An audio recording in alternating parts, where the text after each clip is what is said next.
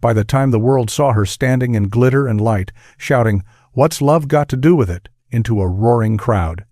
The most important part of Tina Turner's story had already been buried under decades of silence. Not in a vault, not in an archive, but inside hotel rooms where no one asked questions, dressing rooms where no one dared to knock, and contracts where her name appeared second, even when her voice carried everything. If you opened her life like a case file, it wouldn't start with superstardom. It would start with a road that cut through cotton fields in Nutbush, Tennessee.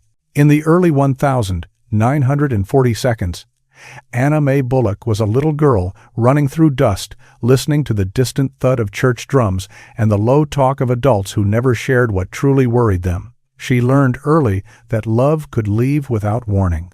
Her parents came and went, arguments erupted, hands were raised, and then there was absence. The first bruise was abandonment, not a fist. Years later, that same girl walked into a dark, sweating club in East St. Louis and met the man who would change everything. His name was Ike Turner. Inside the Club Manhattan, the air was so thick with cigarette smoke it looked almost solid. Glasses clinked, a jukebox whined between sets, and men in narrow ties leaned into women's ears, trading promises they never planned to keep. On stage, Ike Turner and the Kings of Rhythm were not just playing, they were controlling the room. Ike's hands moved across the guitar like he was cutting wire. Sharp, efficient, never wasting motion. His eyes were always scanning. The crowd, the band, the exits. He didn't just lead the music, he owned the space. Anna Mae watched him from the shadows at first, balancing on the edge of a chipped bar stool, feeling the vibrations of the band through her feet. She didn't know arrangements, publishing, or royalties yet. All she knew was that something in her chest matched the rhythm on stage. One night, when the microphone was left alone for just a moment too long, she moved. Not with a plan, just with instinct.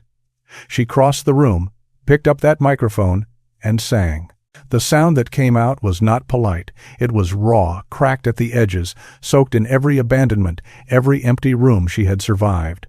It cut through the noise, turning conversations into silence, one by one. Musicians stopped mid-chord. Heads turned. Even the bartender froze with a bottle halfway tilted.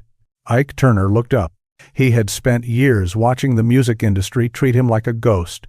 He had played on Rocket 88, a record some historians later called the first rock and roll single, but the credit had slipped through his fingers.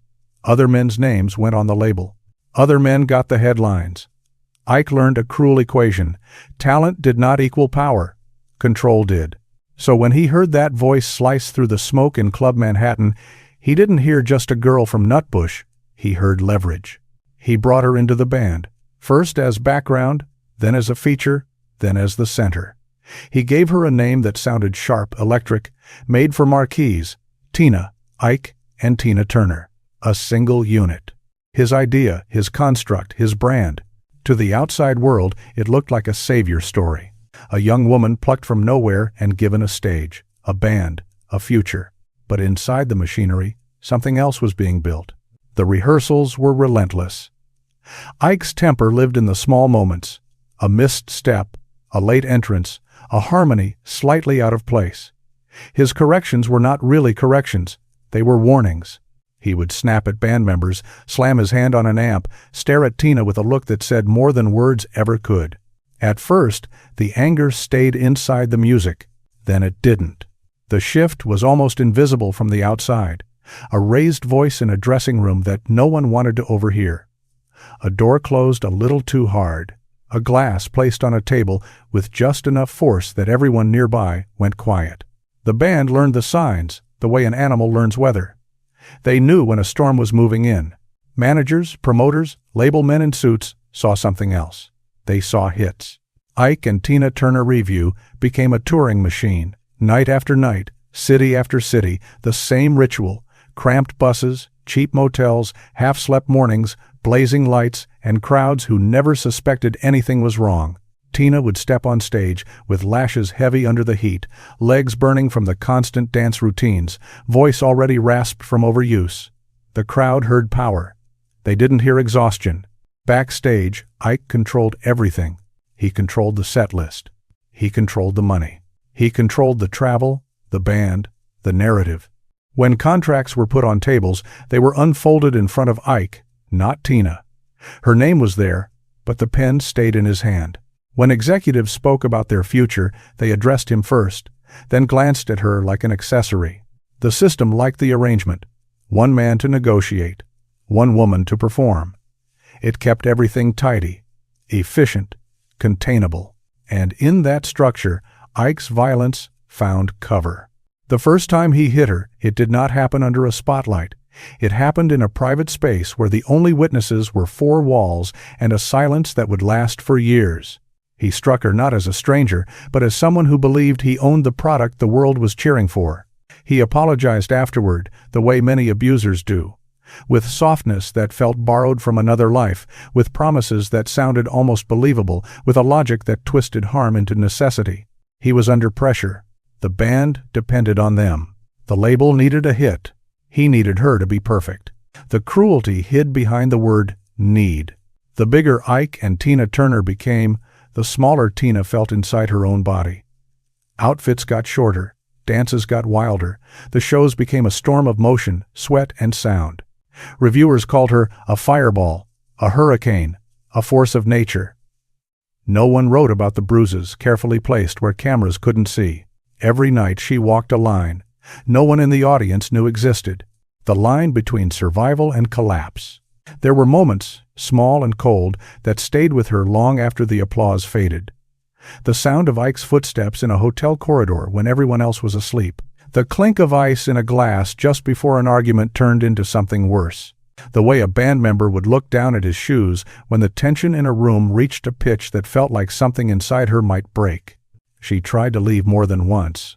The world only knows the night she finally ran, but there were earlier escapes, aborted in half-whispers and bus schedules. Each time, the same forces pulled her back. Fear, children, money.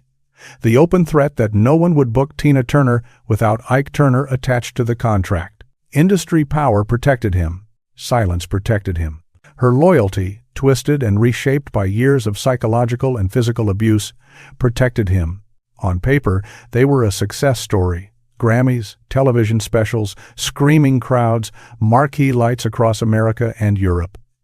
In reality, Tina lived inside a tightening circle. Every hit record made it harder to walk away. Every magazine cover became another layer of armor around Ike's control. The myth of the perfect duo was not just profitable, it was a shield. By the late 1960 seconds, the cost of staying was no longer just physical pain, it was her mind. There came a night when hotel wallpaper seemed to tilt, when the noise inside her head grew louder than any audience. A night when she looked at the man sleeping beside her, at the life built around his rage, and decided that the only way out might be to disappear entirely. That was the moment the file stopped being a story of ambition and became a story of survival. The night Tina Turner decided the world might be better off without her was the night her legend truly began. But the world would not see that part. Not yet. If you know someone whose life or personality mirrors this story, share their name in the comments. We'd like to explore their journey as well. The night Tina Turner decided the world might be better off without her did not happen on a stage, or in a headline city, or under cameras. It happened in a hotel room where the carpet was too clean, the lighting too soft, and the silence too loud. By the late 1960 seconds, the Ike and Tina Turner Review was a touring storm. They opened for the Rolling Stones, tore through Europe, set American television on fire. Reviewers called their performances explosive, unmatched, unforgettable. Every superlative the industry had to offer was attached to their name. But inside the marriage, the explosions were private and unforgettable for all the wrong reasons. On the road, Tina's days were measured in obligations. Wake up before the sun, even if she'd only slept a few hours. Fix her hair, stitch or tape costumes that had been ripped during the previous night's show. Rehearse choreography until the muscles in her legs trembled. Then step onto a bus or into a plane and move to the next city as if she were just another piece of equipment being transported. Ike's temper traveled with them. He had created the Review, and he never let anyone forget it. In rehearsals, he barked orders with the intensity of a drill sergeant. On stage, he controlled the band with sharp gestures, sudden glares, subtle nods that kept everyone on edge. In private, control didn't stop at the music. He dictated what Tina wore, how she spoke in interviews, who she could see, when she could rest. If she smiled too brightly at someone else, he noticed. If she expressed an opinion that disrupted his story, he noticed. If she hesitated before agreeing with him, he noticed. And the consequences always arrived. Sometimes as words that sliced into her confidence, sometimes as blows that turned parts of her skin into secret topographies of pain. The world saw quick costume changes. It did not see the extra layer of makeup brushed over fresh bruises. There were nights when she sang through split lips, the inside of her mouth stinging with every consonant. Nights when she spun and kicked and shimmied while her ribs ached so sharply that every breath felt like a question. The audience roared, completely unaware that the woman they were cheering for had spent the afternoon trying not to collapse in a quiet chair. The music industry, meanwhile, only tracked numbers, ticket sales, chart positions, television ratings. When executives visited, they shook Ike's hand first. They told him he had discovered a diamond. They praised his arrangements, his band, his vision. Some noticed Tina's stiffness in interviews, the way she chose her words carefully, the way her eyes sometimes drifted downward before she answered. But questions were a liability. Curiosity cost money. Silence preserved it. So the machine kept moving, and Tina remained locked inside it. Then came the night when the pressure finally broke the surface. In Los Angeles, after another cycle of violence and control, Tina checked into a hotel room that felt less like a place to rest and more like a holding cell. The city outside pulsed with neon and traffic, but the room itself was still, too still. The kind of stillness that makes every thought sound louder. On the desk, papers, a schedule for upcoming shows, a phone that promised nothing she wanted to hear. In the bathroom cabinet, a bottle of pills that promised silence. She stood at the mirror, looking at a face that millions would later recognize. But that night, she barely knew. The lashes, the wig, the dramatic stage makeup were gone. What was left was Anna Mae, tired, bruised, and carrying a burden that seemed to grow heavier every time someone shouted her name from a crowd. Ike had taught her that she was nothing without him. The industry had reinforced it. The contracts seemed to prove it. So she believed, for a moment that stretched longer than it should have, that removing herself might be the one decision she still controlled. She swallowed the pills, lay down, waited for the world to disappear. It did not. The attempt failed. Whether it was timing, intervention, or sheer stubborn fate, her body refused to comply with her plan. She woke to a reality that was exactly the same and completely different. Because once you try to leave life and it doesn't let you go, every second afterward becomes a question. What now? What for? If even death won't take me, what am I supposed to do? Back on tour, nothing seemed to change on the surface. The buses still rolled, the curtains still opened, the spotlights still burned. But inside her, a new fracture line had formed. It didn't break her yet. It just reminded her that breakage was possible. And then, in the middle of this relentless cycle, something unexpectedly small and quiet slipped into her life. A chant. One of the women around her accounts later pointed to members of her circle, people who saw her pain up close, introduced her to a new kind of ritual. No microphone, no band, no audience. Just words repeated softly, a pattern of sound that wasn't designed to entertain anyone. It was meant to hold her together. She sat on the floor, legs folded beneath her, and began to chant. At first it felt strange, almost absurd. She was used to sound as performance, as currency, as product. Here, the sound didn't go out to the world. It turned inward. The rhythm calmed her breathing. The repetition slowed the racing thoughts. The act of doing something purely for her own survival, not for a show, not for a contract, felt almost rebellious. She didn't instantly transform. She didn't suddenly become fearless. But she gained something that Ike had never intended for her to have. An inner room he could not enter. The more she chanted, the more that inner room expanded. It did not eliminate the violence, it did not erase the financial entanglements, the threats, the fear, but it gave her a thin, unshakable line, connecting her to a version of herself that wasn't defined by his rage. On stage, the change was invisible. The Ike and Tina Turner Revue still operated like a weapon. Tight choreography, relentless tempo, a show so powerful it left audiences gasping. But inside those performances, Tina began to carry a different intention.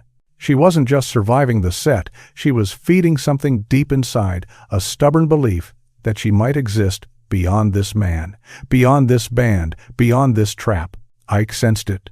Controlling men always do. He tightened his grip.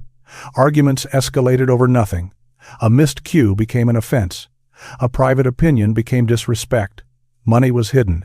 Decisions were made without her. He reminded her of the debts, the contracts, the mouths to feed. He framed himself as the architect and her as the replaceable part. Yet, night after night, she stood in front of thousands who proved the opposite. They didn't chant his name, they chanted hers. They didn't copy his movements, they copied hers. When they left those halls and arenas, it was her image they carried, her energy they tried to imitate, her voice echoing in their heads. The system didn't want to acknowledge that. Ike couldn't afford to. So the lie persisted. She needed him.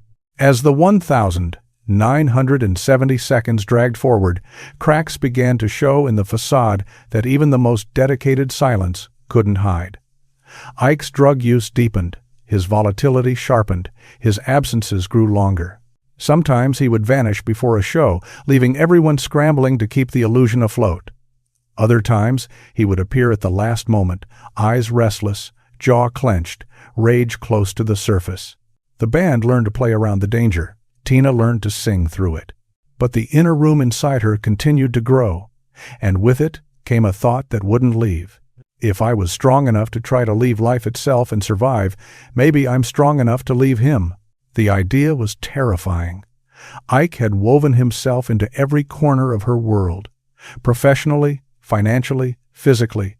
Leaving wasn't just a breakup, it was a full-scale escape operation from a life she'd been told was the only one available to her.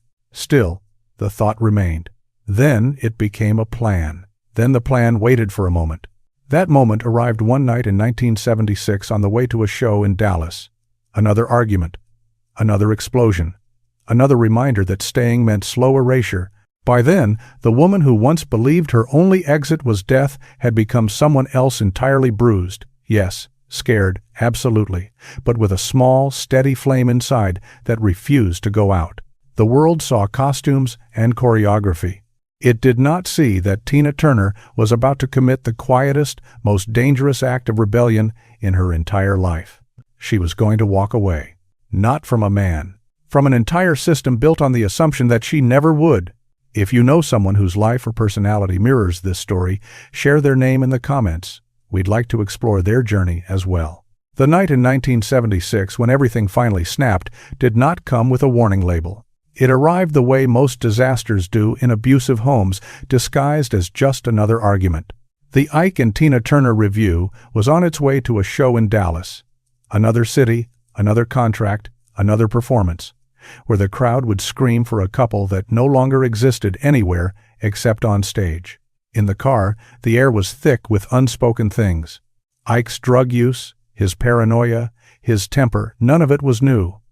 What was new was the level of danger she felt in her own bones.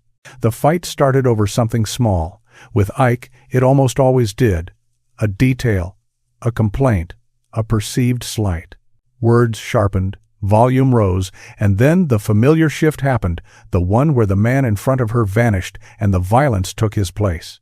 By the time they reached the hotel near the Dallas venue, the line had been crossed again.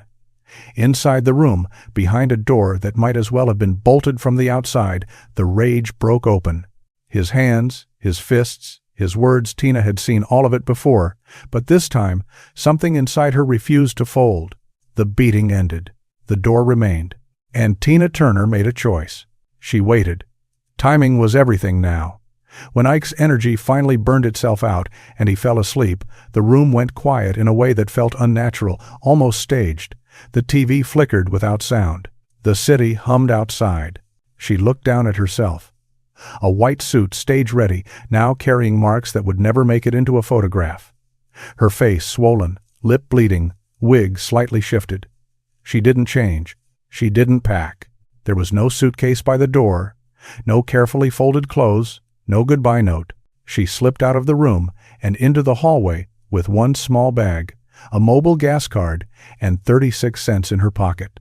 The hotel corridor was muffled, carpet swallowing her footsteps, air buzzing with the low hum of fluorescent lighting. Every door she passed felt like a test. Someone could step out. Ike could wake up. Security could ask questions. Any interruption could send her straight back into the life she was trying to escape. She reached the exit, pushed it open, and walked directly into the roar of the highway. Night traffic tore past in waves, headlights slicing through the dark, horns bleeding into each other. Standing at the edge of that road in a blood-stained white suit and high-heeled shoes, she looked less like a star and more like a ghost. She didn't wait for a proper crossing. There wasn't time for that. She gathered what strength she had left, stepped down off the curb, and ran. Cars swerved, tires screeched, horns exploded in panic and anger. Wind and heat slammed into her as she sprinted across lanes, shoes slapping the asphalt, heart pounding so loudly it seemed to drown out the world. For a few terrifying seconds, it felt like she was trapped in two deaths at once, the one she had just escaped, and the one that might meet her in the middle of the road. But she made it. Stumbling, breathless, she reached the other side and found herself in the fluorescent safety of a Ramada Inn. Inside the lobby, the world was painfully ordinary. Beige carpets, plastic plants, a television in the corner murmuring some forgettable program. The receptionist looked up, expecting a tired traveler, not a world-famous performer in a ruined white suit. Tina approached the desk and did something she hadn't done in years. She asked for help as herself, not as half of a brand. She had almost no cash, just that gas card, those coins, and her name. The staff recognized her not as a victim, not as a prisoner, just as the woman they had seen on stage and on television. In that moment, their recognition became a lifeline. They gave her a room. For the first time in nearly 2 decades, Tina Turner slept without Ike Turner in the next room, the next bed, the next breath. Freedom did not feel triumphant that night. It felt fragile, like something that could be taken back in an instant.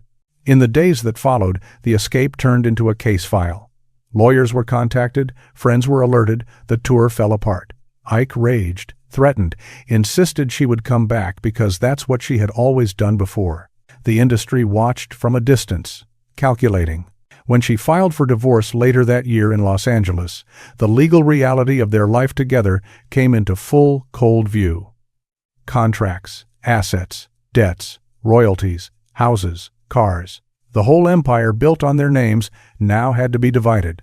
That was where Tina made the decision that stunned even seasoned attorneys. She did not ask for the houses. She did not fight for the studios. She did not demand a share of the future earnings tied up in recordings with his name on them. She asked for one thing, her stage name. Tina Turner had been invented by Ike as a brand he could control. Keeping it meant carving her identity out of the very thing he thought he owned. It meant walking into the future with nothing but a name and the scars that came with it. When the divorce was finalized in 1978, she walked away with almost no money and a mountain of joint debt. To the industry's accountants, it looked like a terrible bargain. To her, it was the only deal that mattered. She had her life, her freedom, and the right to be herself in public without him attached. But the escape was only the first act. The rebuild would be brutal. The same business that had looked the other way while she was being broken behind closed doors did not line up to help her now. Some promoters assumed the draw had been Ike. Some executives quietly believed her time was over. She was a black woman in her late 30s, with a worn-out image and no controlling man fronting the negotiations. In their eyes, that was not an asset, it was a risk. So she did what survivors do when systems refused to make space for them. She took whatever space she could get. Vegas lounges, cabaret shows, hotel ballrooms, TV variety programs, and game shows that treated her like a nostalgia act rather than a force. She wore sequins, feathers, big hair, smiling for audiences that sometimes only half listened as they ate dinner or shuffled chips at casino tables. For someone who had once set arenas on fire, it could have felt like a humiliation. Instead, it became training. Every small stage was a lab. She experimented with rock covers, reshaped her arrangements, tested how far she could push her voice without a man controlling the set list. She learned how to speak for herself in interviews, how to negotiate, how to insist, in ways that would have been dangerous under Ike's shadow. The world she moved through now was not kind, but it was honest. If a show went badly, no one pretended otherwise. If a contract was unfair, there was no one to secretly sabotage it, but also no one to hide behind. Every mistake and every victory belonged to her. Then, quietly, the tide began to shift. In 1980, an Australian manager named Roger Davies saw something the industry had missed. Not a fading act, not a lounge fixture, a rock-front woman trapped in the costume of a cabaret survivor. He pushed her toward a harder sound, bolder arrangements, stages where guitars screamed as loudly as her vocals. She opened for rock acts. She stepped into European venues where the audiences were younger, rougher, more willing to rewrite their idea of who she was. A demo here, a cover there. In 1983, her version of Let's Stay Together began to climb the charts overseas. It wasn't just a song, it was proof. Proof that her voice could still cut through a crowded landscape, that the world had not turned its back on her as completely as the gatekeepers believed. The momentum led to an album recorded largely in London Private Dancer, a project that sounded nothing like the old Ike and Tina review records. This wasn't a woman shouting over a band she didn't control. This was a 4-year-old survivor telling the world exactly how much it cost to keep going. When What's Love Got to Do With It hit #1 in 1984, the world called it a comeback. They loved the narrative. The woman who disappeared, now reborn. The industry packaged it like a miracle, a sudden rise from nowhere. But there had been nowhere. There had been highways crossed in bloody white suits, cheap hotel rooms, divorce papers, lounge stages, and relentless, grinding work. There had been years of being ignored, doubted, underpaid, and underestimated. There had been a woman who once decided she didn't want to live, now standing in front of stadiums proving, night after night, that she was very much alive. The music business celebrated the success story because success was profitable. The same system that had overlooked her suffering now sold her survival. Tina Turner knew the difference. She knew exactly who had helped her climb back and who had benefited from her fall. Her greatest revenge was not a headline or a court case. It was the fact that, in the end, the name Ike Turner had tried to own became irrelevant to her legend. The world remembered Tina. Just Tina. If you know someone whose life or personality mirrors this story, share their name in the comments. We'd like to explore their journey as well. By the time the world crowned her the Queen of Rock and Roll, Tina Turner's survival had already been turned into a commodity. Her pain was now a product. Her escape, an inspirational headline. In the mid-1980 seconds after Private Dancer exploded and What's Love Got to Do With It climbed to #1, the industry finally did what it should have done decades earlier.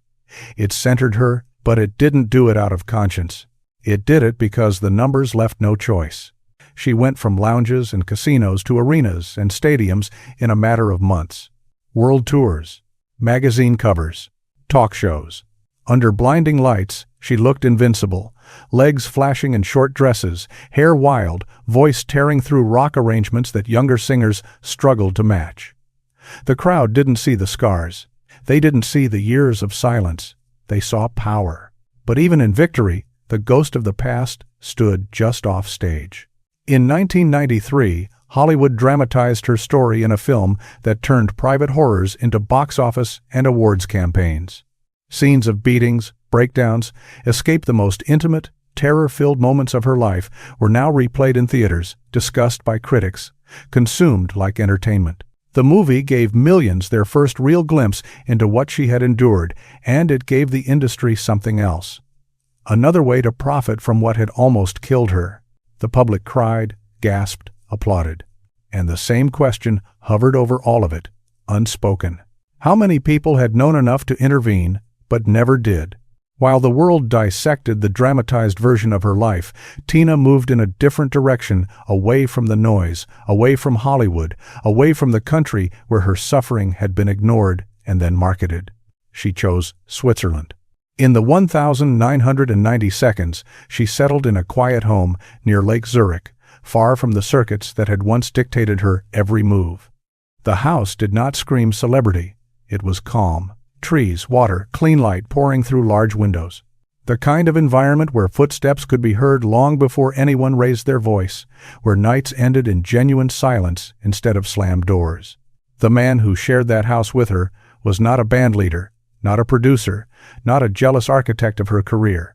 He was Erwin Bach, a German music executive she had met years earlier. He was younger than her, which bothered outsiders more than it bothered her.